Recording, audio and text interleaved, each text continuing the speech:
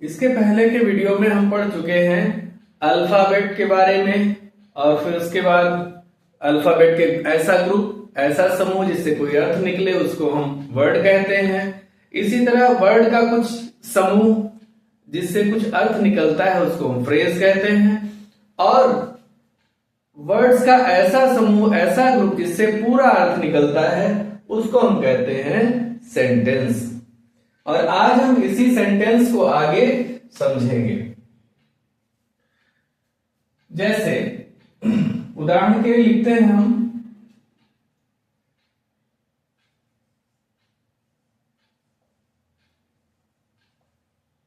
Mohan pledge football.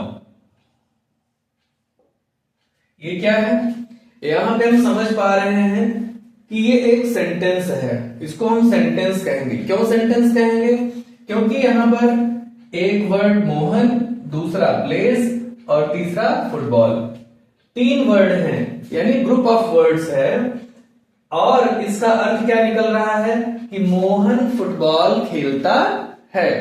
तो ये एक अपने आप में संपूर्ण अर्थ देने वाला है, इसलिए यहां से यहां तक हम क्या कहेंगे? इसको एक सेंटेंस कहेंगे। और आप यहां पे देख सकते हैं एक बिंदी रखी हुई है, इस बिंदी को क्या कहते हैं? Full stop. ठीक है, क्या कहते हैं? Full stop. जहां पर ये बिंदी आ जाए इसका मतलब ये हुआ कि हमारा वो वाक्य वहां पे पूरा हो जा रहा है। लेकिन सवाल ये है कि क्या सिर्फ ये बिंदी ही आती है या और भी कोई चिन्ह है जिससे हम ये जान पाए कि वो सेंटेंस कंप्लीट हो चुका है? तो उसका उत्तर है हाँ, इसके अलावा भी होते हैं। इसके अलावा क्या होते हैं? जैसे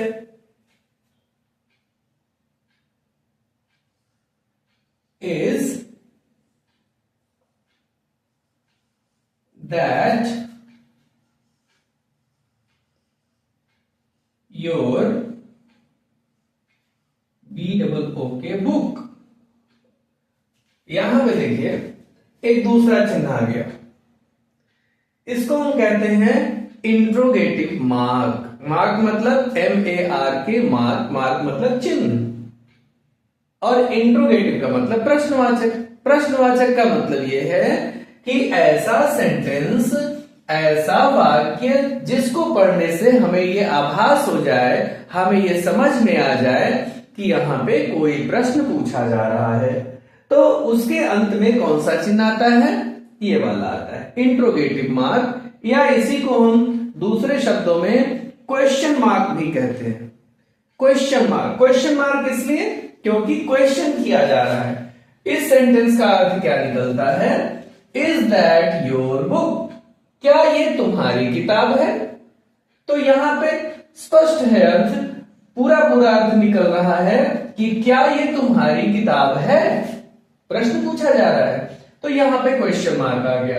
तो जब अगर क्वेश्चन मार्क आ जाएगा तो उससे भी स्पष्ट होता है कि हमारा ये सेंटेंस यहां पे जाके कंप्लीट हो जा रहा है।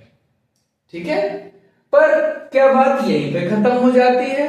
यही दोनों चिन्ह आएंगे या फिर और भी आ सकता है? ठीक है, तो इसके लिए हम समझते हैं आगे।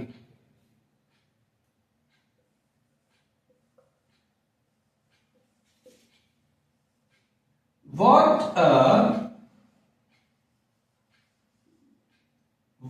a beautiful house is this? What a beautiful house is this? अरे कितना खूबसूरत घर है ये, कितना खूबसूरत घर है। इसका अर्थ यह है कि ये कितना खूबसूरत घर है। तो अब यहां पे प्रश्न नहीं पूछा जा रहा है, बल्कि यहां पे भाव क्या है, अर्थ क्या है? यहां पे एक सवाल नहीं किया जा रहा है, बल्कि आश्चर्य जताया जा रहा है। खुशी जताई जा रही है, एक सरप्राइज जताया जा रहा है, आश्चर्य जताया जा रहा है, ठीक है ना। एक जो सडन फीलिंग मतलब अचानक से आने वाली फीलिंग, जैसे हम कोई खूबसूरत चीज देते हैं तो हम उसके बारे में कहते हैं अरे कितना खूबसूरत गुलाब है, अरे कितना खूबसूरत घर है, ठीक है। इस तरह से इसी तरह दुख भी हो सकता है, हे भगवान मैं तो लुट गया, ओ गॉड आई लॉस्ट एवरीथिंग, है ना, ऐसा दुख का भी भाव आता है। तो ये सब जो सडन फीलिंग होती है, अचानक से आने वाले, चाहे दुख का हो चाहे आश्चर्य का हो, ठीक है। तो इस तरह के जो वाक्य होते हैं आप उनमें देखेंगे कि ये चिन्ह होता है, ठीक है ना। तो इस चिन्ह को क्या कहते हैं? ऐसे अचानक जो हम फील करके हमारे मुंह से जो निकलता है उसको कहते हैं एक्सक्लेम करना। क्या कहते हैं? एक्सक्लेम करना। तो ऐसे ऐसे वाक्य जो एक्सक्लेम में निकल जाएं, एक्सक्लेम करते हुए निकल जाए, अत्यंत पीड़ा वाले में निकल जाए, आश्चर्य में निकल जाए, डर में निकल जाए, ऐसे भाव में जब ऐसे सेंटेंस निकलते हैं तो उनके अंत में ये वाला चिन्ह लगता है, तो चिन्ह को कहते हैं मार्क। और एक्सक्लेम के बाद निकला है तो इसको कहेंगे एक्सक्लेमेशन मार्क। क्या कहेंगे? Exclamation mark.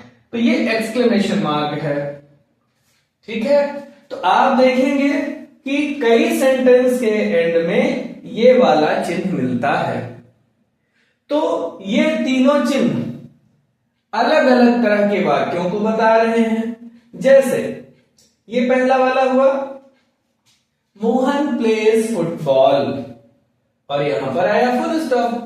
तो यहां पे क्या हो रहा है कि किसी बात की घोषणा की जा रही है, डिक्लेयर किया जा रहा है, बताया जा रहा है, ठीक है। तो इसीलिए इस तरह के सेंटेंस को हम नाम दे देते हैं। क्या नाम दे देते हैं?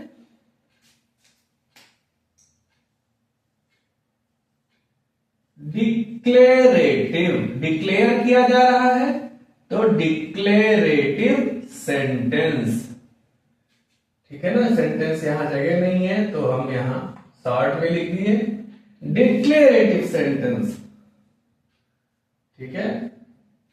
और दूसरे में क्या हुआ? दूसरे में इज दैट योर बुक, क्या ये तुम्हारी किताब है?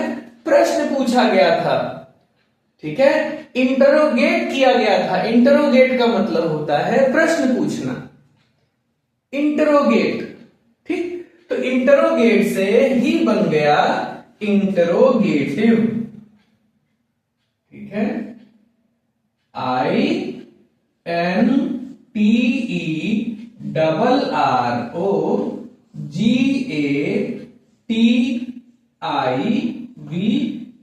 इंट्रोगेटिव सेंटेंस, ठीक है। तो ये कैसा सेंटेंस हुआ? इंटरोगेटिव सेंटेंस हुआ। अब तीसरा वाला क्या है? ठीक, तीसरे वाले में हमने बताया था ये चिन्ह कौन सा है? Exclamation mark. एक्सक्लेमेशन का मतलब होता है कि अचानक से जो हमारे अंदर फीलिंग आती है उसके बाद जो हमारे मुंह से शब्द निकलते हैं, जो वाक्य निकलते हैं, वो क्या हो जाते हैं? एक्सक्लामेटरी। वो सेंटेंस हो जाता है एक्सक्लामेटरी। और एक्सक्लामेटरी सेंटेंस के लास्ट में जो लगाया जाता है वो ये चिन्ह होता है, एक खड़ी लाइन और उसके नीचे बिंदी।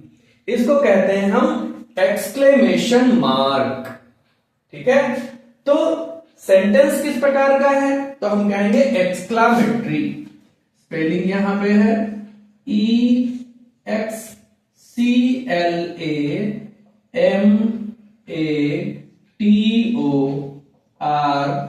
EXCLAMATORY, exclamatory sentence, SENTENCE, exclamatory sentence. तो इन चिन्हों को समझने के साथ साथ आपने 3 प्रकार के यहां पर सेंटेंस के टाइप को भी समझ लिया। न सिर्फ हमने यहां पे चिन्हों को समझा, बल्कि हमने 3 प्रकार के सेंटेंसेस भी पढ़ लिए। तो सेंटेंसेस के मुख्यतः 3 नहीं, एक और ऐड कर देते हैं, 4 प्रकार होंगे। तो 3 तो यही हम समझ चुके, और चौथा क्या होता है?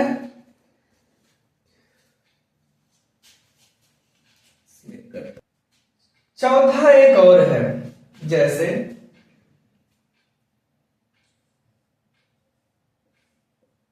लेट मी गो। लेट मी गो का मतलब होता है कि हमको जाने दो। लेट मी गो, और इसी के आगे अगर हम लगा दें PLEASE मतलब please.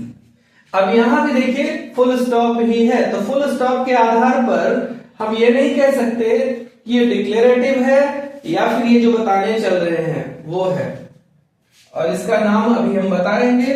Let me go please, पहले इसको समझिए इसका अर्थ क्या हुआ। लेट मी गो प्लीज, ठीक है। तो एक ये हुआ, इसका मतलब कृपया हमको जाने दें। प्लीज आप जानते हैं मैजिक वर्ड है, रिक्वेस्ट करने के लिए, विनती करने के लिए आता है। तो यहां पे क्या की जा रही है? विनती है। यहां क्या किया जा रहा है? विनती किया जा रहा है, विनती की जा रही है। दूसरा सेंटेंस देखते हैं, open the door, full stop. हम कहते हैं ओपन द डोर।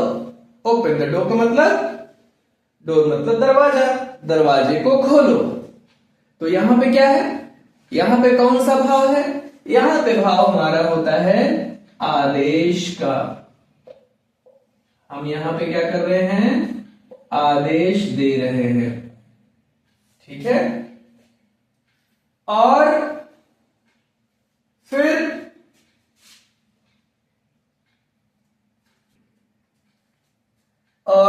इसमें आप देख रहे हैं विनती की जा रही है, और दूसरे वाले में देख रहे हैं कि आदेश दिया जा रहा है। तो जिसमें विनती की जाए या आदेश दिया जाए, रिक्वेस्ट किया जाए या आदेश मतलब ऑर्डर किया जाए, तो ऐसे सेंटेंस के टाइप को कहते हैं इंपरेटिव। IMPERATIVE,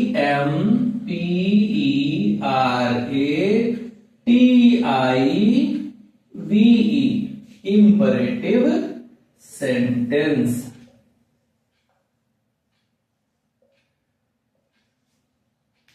ठीक है।